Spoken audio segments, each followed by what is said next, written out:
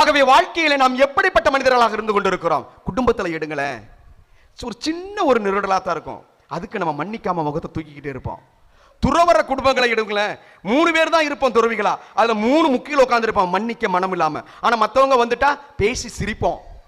நாங்க 2 பேருமே சண்டை போடாம இருக்கிறோம், நாங்க 3 பேருமே சமாதானமா இருக்கிறோம், நாங்க காட்டிக்கிடுவோம்.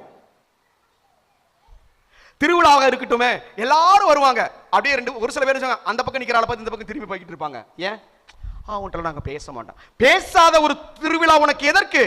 மன்னிக்காத ஒரு திருவிழா உனக்கு எதற்கு? அப்புறம் எப்படி நீ அவருடைய அன்பில் நிலைத்து இருக்க முடியும்? அப்புறம் எப்படி நீ இறைவனில் நிலைத்திருக்க முடியும்? எல்லாம் நிலைத்திருப்பதை விட முழுமையாக ஒரு மனிதனாக நீ நிலைத்திருக்க விரும்ப வேண்டும் என்று விரும்பினால் உன்னிடத்தில் இருக்க வேண்டிய ஒன்று மன்னிப்பு. அந்த மன்னிப்பை நீ பெறவில்லை என்றால், அந்த மன்னிப்பை நீ பிறருக்கு கொடுக்க விரும்பவில்லை என்றால், நீ ஒருபோதும் கிறிஸ்து அவனாக இல்லை, கிறிஸ்து அவளாக இல்லை.